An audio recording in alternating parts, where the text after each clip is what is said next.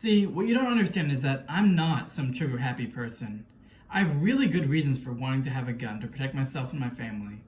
I'm not a person who likes to draw attention to himself or make a big fuss about something, but I felt compelled to come speak to you in the Montana State Legislature today. My family lives in a rural part of Montana, an hour away from the closest town. We chose to live out here because we inherited a small farm from my wife's family. I want to tell the story of what happened one night to help you understand why I think I should have the right to protect my family with as much firepower as I need. First, I need you to understand a little bit of background about me. I'm a 39-year-old salesman of farm equipment, and I'm married with 2 children. My son is 6 years old, and my daughter is 4 years old.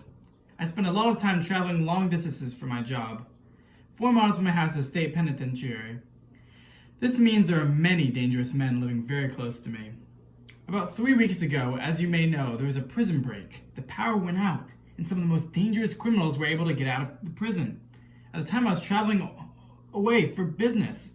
My wife called me late at night to say that she heard noises outside. While I was on the phone with her, she crept to the window and looked out. To her fear, and mine, she saw a large man trying to break into the house. He picked up a rock and threw it at the living room window. I was terrified. I told her to call 911, which she did, and they said they were on their way. But the police station is 30 miles from my home, and I was 2 hours away.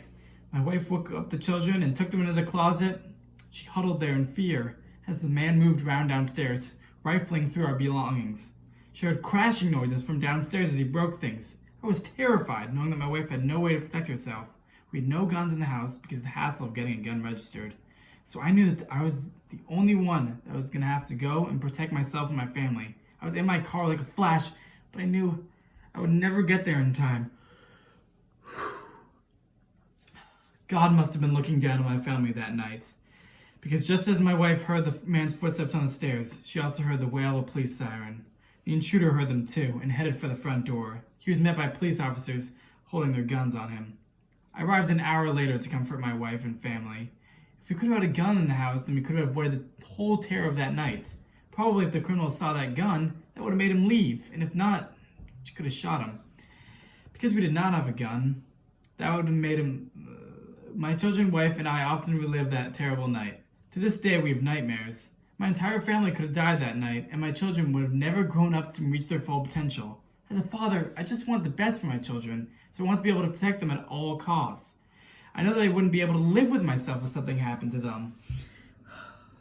I just want everybody to be able to protect themselves and their families.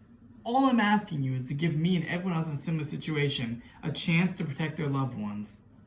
Thank you for listening to my story. The next time you hear an argument for gun control, remember me. Many law-abiding citizens, like me, just want the chance to protect themselves from the criminals in society.